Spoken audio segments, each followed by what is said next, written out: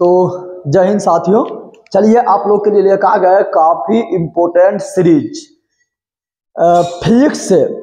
इसी चैप्टर से क्वेश्चन आ रहा है, निम्नलिखित आ रहा है और इसको 10 मिनट के अंदर इसका सुपरा साफ कर देंगे और इससे 2 से 3 मार्क्स आना एकदम फिक्स हो गया है।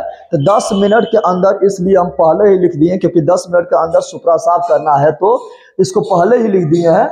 और इससे सिर्फ इससे मेरा शिफ्ट में जो है ना, इससे कितना निम्नलिखित आया था, 5 निम्नलिखित आया था, ठीक है ना। तो इसलिए आप लोग के लिए लेकर आ गए, ये काफी इंपॉर्टेंट है और हर शिफ्ट में इससे क्वेश्चन आ रहा है। तो आप लोग जो है फटाफट वीडियो को शेयर कर दीजिए, ठीक है ना, और चैनल को सब्सक्राइब कर लीजिएगा और इस चैनल को सपोर्ट कीजिएगा। चलिए स्टार्ट करते हैं। और संघर्ष नहीं, तकलीफ नहीं, तो क्या खाक मजा है जीने में, बड़े बड़े तूफान थम जाते जब आग लगी हो सीने में। तो चलिए स्टार्ट करते हैं और यहाँ जितना लिखा हुआ है इसको समझाने का कोशिश करते हैं और जो क्वेश्चन आया था उसको भी आप लोग को बताते हैं। चलिए स्टार्ट करें, बोलिए और एक बार फटाफट शेयर कर दीजिए। तो चलिए, प्रतिरोधों का संयोजन से क्वेश्चन आ रहा है। तो हम जानते हैं कि प्रतिरोध का संयोजन 2 तरह से होता है।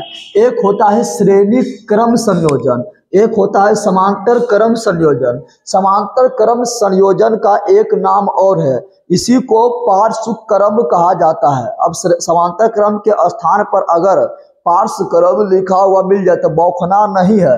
समांतर को ही बोलते हैं, पार्श्व बोलते हैं। क्या बोलते हैं? पार्श्व, ठीक है। तो 2 प्रकार का होता है और आप लोग को पता होना चाहिए कि प्रतिरोध का एसआई मात्रक ओम होता है, ठीक है, और प्रतिरोधकता का एसआई मात्रक ओम मीटर होता है। तो जब प्रतिरोध दिया रहेगा 1 से अधिक तो उसको बोलेगा श्रेणी क्रम में अगर जोड़ना होगा तो श्रेणी क्रम में यानी सीरीज कॉम्बिनेशन में जब रहेगा तो उसका समतुल्य प्रतिरोध यानी सबके बदली एक प्रतिरोध बराबर क्या होता है, तो सभी प्रतिरोध का योगफल यानी सभी को सीधे जोड़ दो तो होता है श्रेणी क्रम। लेकिन समांतर क्रम में जो होता है समतुल्य प्रतिरोध होता है वो सीधे नहीं जोड़ना है, उसको पलट देना है। जैसे तुम्हारा हम लोग का टेंगरिया कर देगा ऊपर और मुंडिया कर देगा नीचे, तब हो जाएगा समांतर क्रम। टेंगरी ऊपर मुंडी नीचे करके जोड़ देगा तो समांतर क्रम होगा और सीधे जोड़ देगा तो हो जाएगा श्रेणी क्रम हो जाएगा। इससे क्वेश्चन क्या बना था ये ध्यान दीजिए। लेकिन यहाँ ध्यान दीजिएगा, यही रहता आपका संधारित्र। तो संधारित्र में उल्टा होता है, संधारित्र में हम जोड़ते हैं धारिता। तो जहाँ श्रेणी क्रम में हम सीधे पढ़े हैं तो वहां पर संधारित्र में श्रेणी क्रम में हम ऐसे पढ़ते हैं, यानी उल्टा पढ़ते हैं। क्या पढ़ते हैं? उल्टा। और यही संधारित्र में पूछता समांतर क्रम में, तो यहाँ पर उल्टा है तो वहां सीधा होता। क्या होता?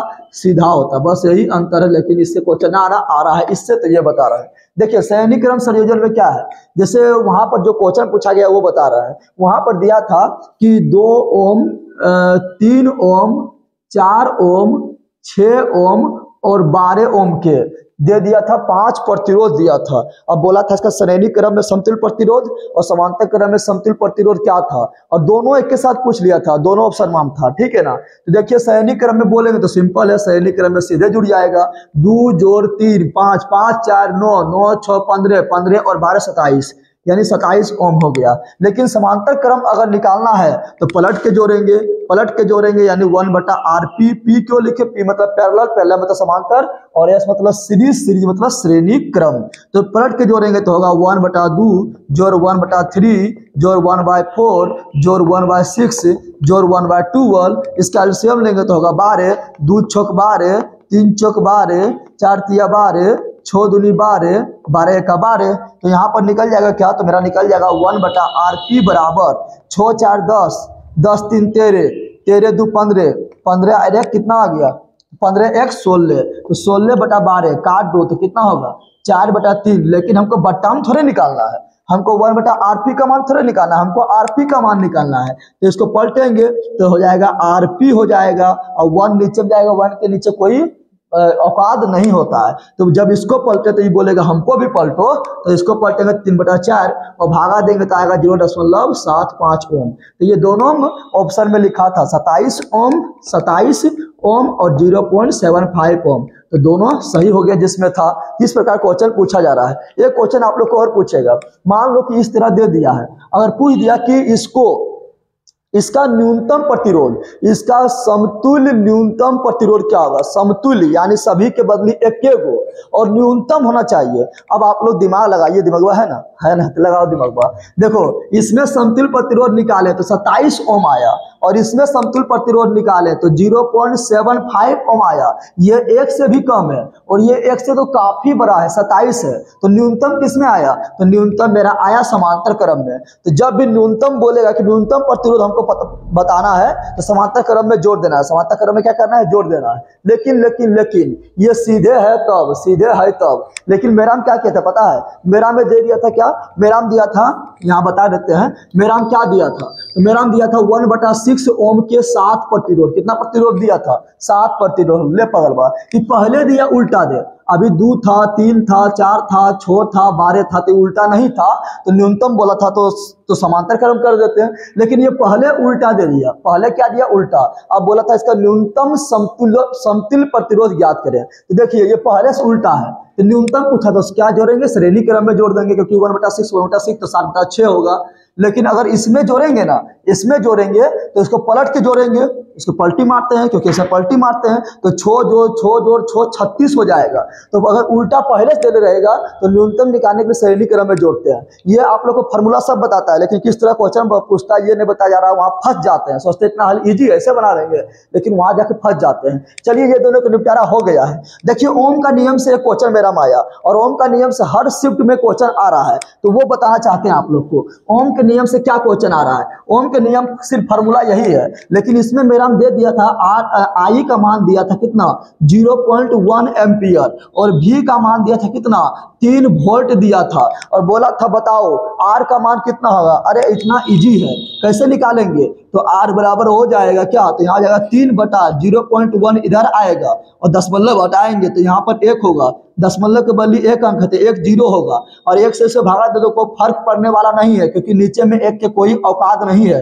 तो 3 गुना 10 यानी 30 ओम हो गया। बस इतना इजी था, ठीक है ना। तो इससे क्वेश्चन आ रहा है, आप लोग के शिफ्ट में भी 3 से 4 क्वेश्चन देखने को मिलेगा। चलिए एक शक्ति से क्वेश्चन मेरे में आया था। शक्ति बराबर जितना भी फार्मूला था सब लिखा दिए हैं और कैसे ये फार्मूला होता है ये भी बताते हैं आप लोग को। देखिए शक्ति बराबर एक फार्मूला होता है, P बराबर शक्ति का ऐसा मतलब वाट होता है। क्या होता है? शक्ति आपके पास रहेगा, आपके पास पावर रहेगा तो किसी का भी वाट लगा सकते हैं। तो शक्ति यानी P बराबर हो गया VI हो गया। P बराबर P यानी शक्ति, V यानी वोल्टेज यानी विभवांतर और I यानी धारा। P बराबर होता है I² R भी होता है, P बराबर V² R भी होता है, P बराबर W/T भी होता है। ये तीनों एक से बना, P बराबर VI, P बराबर I² R, P बराबर V²/R, P बराबर W/T। ध्यान रखिएगा यहाँ पर क्या कि कभी कभी इस तरह क्वेश्चन पूछता है कि निम्नलिखित में कौन शक्ति बराबर सही नहीं है। ये 3 को दे देगा और एक दे देगा क्या पता है? I/R² दे देगा। ये पढ़ा है, R पर स्क्वायर नहीं पढ़ा है, I/² पढ़ा है, ये गलती हो जाता है, ठीक है ना। उसके बाद कार्य करने के दर को W बता कार्य करने के दर को शक्ति कहते हैं, ये भी सही है। तो यहाँ से निकल जाता है क्या? जूल/सेकेंड और जूल/सेकेंड को ही वाट कहते हैं। कार्य का जूल और टाइम का सेकेंड। फिर देखिए W को हम लिखते हैं Fs यानी बल इंटू विस्थापन, तो W को लिख दिया Fs/T, तो ये भी सही है। फिर P बराबर हम जानते हैं कि कार्य, तो कार्य को हम ऊर्जा भी बोल सकते हैं और ऊर्जा में जो होता है स्थितिज ऊर्जा होता है उसको बोलते हैं mgh, यानी W यहाँ पर हम mgh भी लिख सकते हैं और T भी लिख सकते हैं। और ये कब लगाते हैं? जब कोई आदमी सीढ़ी चढ़ेगा, बोलेगा 2 फीट का या 1 सेंटीमीटर का 1 फीट का एक सीढ़ी है, 10 सीढ़ी चढ़ा है, इतना केजी का व्यक्ति है, तब वो फार्मूला लगाते हैं। और यहीं से देखिए क्या बना है, यहीं से F, यहाँ ध्यान दीजिए F का F लिख दिए और ये विस्थापन बटा टाइम, विस्थापन बटा टाइम को हम बोलते हैं वेग, यानी ये तीन चारों एक साथ बना है और ये चारों एक साथ बना है। इससे क्वेश्चन क्या आया था वो देखते हैं। इससे क्वेश्चन मेरा आया था, दिया हुआ था क्वेश्चन ये दिया हुआ था क्या? देखो यहाँ पर क्वेश्चन दिया तो हुआ था P के मान दिया हुआ था 1.5 किलोवाट, 1.5 किलोवाट दिया हुआ था और V का मान दिया हुआ था 240 वोल्ट, 240 वोल्ट। अब आप लोग दिमाग लगाइए, पूछ रहा था एम्पियर बताओ, धारा का मान बताओ, धारा का मान बताओ। अब देखिए आप लोग यहाँ दिमाग लगाइएगा, P देले है, V दिया हुआ है, I पूछ रहा है, तो तीनों किस में आता है? इसमें आता है तो बिल्कुल इसमें आ गया, इसमें आता है, इसमें नहीं आ रहा है। P आ गया, I आ गया, लेकिन V नहीं आ रहा है तो ये नहीं लगेगा। P आ गया, V आ गया, लेकिन I नहीं आ रहा है तो ये नहीं लगेगा। तो आपको पहचानना पड़ेगा क्या दिया हुआ क्या पूछ पूछ रहा है, जो पूछ रहा है और जो दिया गया वो कौन फार्मूला में आ रहा है, ठीक है ना। तो ये फार्मूला लगा देंगे तो हो जाएगा मेरा क्या, तो P बराबर वी आई, क्या होगा, तो मेरा हो जाएगा P बराबर वी आई, P बराबर वी आई, और P का मान है 1.5 किलोवाट। इसको बदलेंगे, किलो को हटाओ, सिर्फ वाट में बदलेंगे, तो 1000 से गुना करेंगे तो 3 को हो जाएगा, लेकिन दशमलव एक अंक के बाद है, दशमलव हटाएंगे तो एगो जीरो भी हट जाएगा। V का मान 240 था और I पता नहीं था, तो 1500 बटा क्या हो जाएगा, 1500 बटा 240 हो जाएगा, भागा दे देंगे तो निकल जाएगा, ये लगभग आएगा 6.25 आ जाएगा एम्पियर, ठीक है ना। इस प्रकार क्वेश्चन पूछा जा रहा है। फिर देखिए आप लोग यहाँ पर एक चीज लिख दिए हैं कि शक्ति में, शक्ति फार्मूला P बराबर वी आई, शक्ति का फार्मूला P बराबर आई स्क्वायर आर, शक्ति का फार्मूला P बराबर वी स्क्वायर बटा आर, लेकिन इसी में देखो वी आई में लगा दिए टी, आई स्क्वायर आर में लगा दिए टी, वी स्क्वायर आर में, वी स्क्वायर बटा आर में लगा दिए टी। जैसे टी लगाते हैं तो ये बन जाता है उष्मा का, किसका बन जाता है, उष्मा का फार्मूला बन जाता है, ये याद रखिएगा। एक क्वेश्चन इससे भी आ रहा है, विद्युत ऊर्जा बराबर, तो विद्युत ऊर्जा जो हम लोग का घर में जो बिजली बिल उठता है, जिसको विद्युत ऊर्जा बोलते हैं, जिसको यूनिट में बोलते हैं, या 1 यूनिट बराबर 1 किलोवाट घंटा बोलते हैं, और 1 किलोवाट घंटा बराबर 3.6 × 10⁻⁶ जूल होता है। इसी को 1 यूनिट या 1 किलोवाट घंटा बोलते हैं। तो उसी को निकालने के लिए एक फार्मूला है, आप लोग जो है पीएचडी कीजिए, पीएचडी कीजिएगा तो डॉक्टर का डिग्री लगेगा। तो पीएचडी, पी मतलब हो गया पावर मतलब शक्ति, एच मतलब घंटा, घंटा यानी आवर, आवर मतलब घंटा, और डी मतलब डे, डे मतलब दिन, यानी ये हो गया शक्ति, पावर यानी शक्ति, आवर यानी घंटा, और डे यानी दिन, और 1000 से भागा देंगे तो निकल जाएगा कितना यूनिट बिजली उठा है। जैसे आप लोग को क्वेश्चन पूछ देगा कि 100 वाट का, 100 वाट का, ऐसे पूछ देते हैं, 100 वाट काफी लंबा हो गया, 10 वाट का एक बल्ब 10 घंटा 10 दिन जलता है, 10 दिन जलता है, तो उसके द्वारा उठा गया विद्युत ऊर्जा की खपत बताइए। देखिए पीएचडी लगा दीजिए, कितना वाट का है, तो पी यानी कितना वाट, तो 10 वाट का है, एच यानी कितना घंटा, 10 घंटा जला है, डे मतलब कितना दिन, तो 10 दिन जला है, ठीक है ना, बटा 1000, तो 10 10 10 10 10 10 10 यानी आ गया 1 यूनिट, कितना आ गया, यानी 1 यूनिट यानी 3.6 × 10⁻⁶ जूल बिजली उठ गया है। तो इससे निकालना है, अगर यहीं 1 बल्ब के यहाँ पर 20 बल्ब रहता, 30 बल्ब रहता, 100 बल्ब रहता, तो उससे भी गुना करते हैं। 1 दिन के जगह पर 10 दिन की जगह पर 20 दिन रहता तो 20 रखते हैं, कोई दिक्कत नहीं है। अब देखिए दर्पण से भी क्वेश्चन पूछता है, क्या पूछता है, इसमें क्वेश्चन पूछता है कि दर्पण फार्मूला क्या होता है। इससे मतलब फार्मूला इतना इजी नहीं पूछता है, इससे नाम लिखकर पूछ देता है, ठीक है ना। दर्पण में प्रतिबिंब कैसे बनता है वो जाके देख लीजिए, वैसा आप लोग यूट्यूब पर कभी नहीं पढ़े होंगे, जाइए प्ले लिस्ट में और फिजिक्स में जाइए, आप लोग को मिल जाएगा, बहुत सारा चैप्टर पढ़ाया हुआ, जाके एक बार देखिए। दर्पण फार्मूला में होता है यहाँ प्लस, क्या होता है 1/f बराबर 1/v प्लस 1/u, लेकिन लेंस में यहाँ होता है माइनस, लेंस, लेंस यानी लेस करो, लेस करो, लेस यानी कम करो, कम यानी माइनस, याद रखिएगा यहाँ माइनस होता है, ठीक है ना। और आवर्धन बराबर क्या होता है, आवर्धन बराबर यानी m बराबर जो होता है वो होता है प्रतिबिंब की ऊंचाई यानी h डैश बता वस्तु की ऊंचाई यानी h। उसी प्रकार इसमें भी सेम होता है, दर्पण लेंस में भी आवर्धन बराबर प्रतिबिंब की ऊंचाई बटा वस्तु की ऊंचाई, लेकिन यहाँ थोड़ा चेंजिंग होता है। आवर्धन बराबर क्या होता है, यहाँ पर माइनस होता है प्रतिबिंब की ऊंचाई बटा प्रतिबिंब दूरी बटा वस्तु दूरी।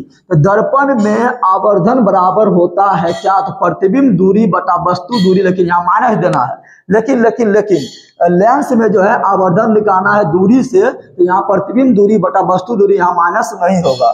अब कैसे याद रखेंगे, तो सिंपल है, यहाँ पर दिए थे प्लस दर्पण सूत्र में, तो यहाँ पर दे दो माइनस, यहाँ पर लेंस में दिए थे माइनस, तो यहाँ दे दो प्लस, तो प्लस लिखा नहीं जाता है, इससे भी क्वेश्चन आ रहा है। उसके बाद ये तो जानते करते हैं, चाहे वो दर्पण हो या लेंस हो, एफ बराबर यानी फोकल दूरी हमेशा वक्रता त्रिज्या की आधी होती है, या वक्रता त्रिज्या फोकल दूरी के दुगनी होती है। फोकस दूरी वक्रता त्रिज्या के आधी होती है, या वक्रता त्रिज्या फोकस दूरी के दुगनी होता है, चाहे दर्पण हो या लेंस हो, सब में ये सेम होता है। फिर यहाँ पर देखिए हम जानते हैं कि लेंस में शक्ति निकालते हैं, लेंस की शक्ति कैसा है, मतलब डायोप्टर होता है, और डायोप्टर यानी शक्ति बराबर होता है P बराबर 1/f होता है। लेकिन लेकिन लेकिन आप लोग कभी देखते होंगे P बराबर 100/f भी होता है। अब ये दोनों कब लगाएंगे, हम जानते हैं शक्ति जब निकालते हैं वो निकलता है मीटर में। कैसे निकलता है, मीटर इनवर्स होता है, मीटर इनवर्स को ही डायोप्टर बोलते हैं। इसलिए जब आपका फोकस दूरी मीटर में रहेगा, जैसे मान लो 2 मीटर दिया हुआ है, तो मीटर में रहेगा तो फॉर्मूला लगाना ये वाला, तो यहाँ पर 2 देंगे तो 2 से 1 में भागा देंगे तो 0.5 डायोप्टर आ जाएगा।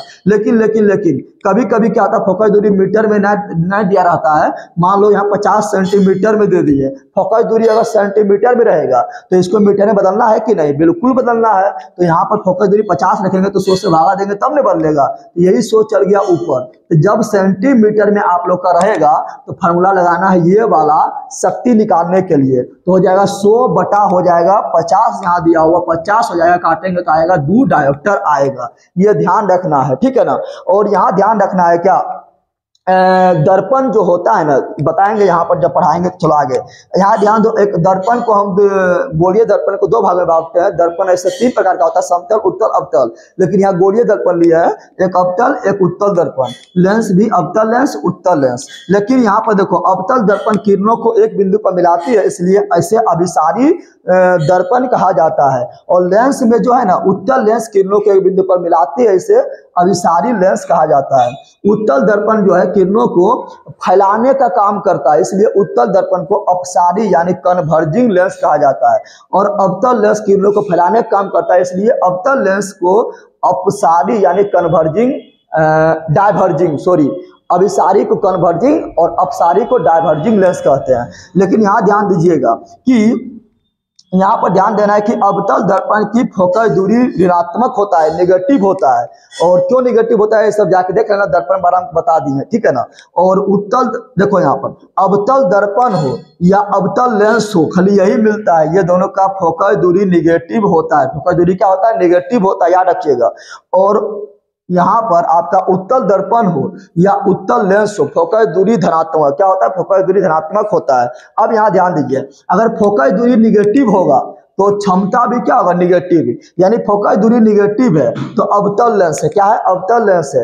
यानी फोकस दूरी निगेटिव है, शक्ति भी निगेटिव है, शक्ति निगेटिव यानी डायोप्टर निगेटिव आएगा तो कौन सा लेंस होगा, तो हो जाएगा अवतल लेंस। और फोकस दूरी पॉजिटिव है तो शक्ति भी क्या होगा, पॉजिटिव हो जाएगा। और यहाँ ध्यान रखिए कुछ उपयोग लिख दिए, ऐसे पूछेगा अवतल दर्पण का उपयोग कहाँ होता है, तो ENT यानी ईयर मतलब ईयर मतलब कान, ए मतलब नोज यानी नाक, टी मतलब तीथ यानी दांत इत्यादि के जांच में, सोलर सेल में, सोलर प्लेट में, सोलर कुकर में, भट्टी में, सौर भट्टी में इसका उपयोग होता है। हजामत के रूप में अवतल दर्पण का उपयोग होता है। हेडलाइट एवं सर्च लाइट के रूप में अवतल दर्पण का उपयोग होता है। लेकिन उत्तल दर्पण बोलेंगे तो साइड मिरर के रूप में, वाहन में पीछे के वस्तु को देखने के लिए साइड मिरर प्रयोग करते हैं ना, तो उसी को देखने में। फिर स्ट्रीट लाइट यानी गली में जो लाइट लगा रहता है, रात में जो जलता है, उसमें भी उत्तल दर्पण का प्रयोग करते हैं। और अवतल लेंस बोलेंगे तो निकट दृष्टि दोष में, पता ही आप लोग को है।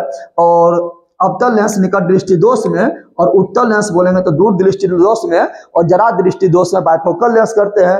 और उत्तल लेंस का उपयोग सरल सूक्ष्मदर्शी जो होता है उसमें भी उत्तल लेंस होता है, हम लोग के आंख में भी उत्तल लेंस होता है। तो काफी कम टाइम में आप लोग को बहुत सारा चीज बता दिए, इससे जो है 2 से 3 नंबर का एकदम फिक्स है, आप लोग को मार्क्स आना फिक्स हो गया है, ठीक है ना। तो काफी कम टाइम बता दिए हैं। एक क्वेश्चन अभी और ट्रेंड में है, वो थोड़ा बता देते हैं कि कौन सा, चलो इसको थोड़ा मिटा रहे हैं।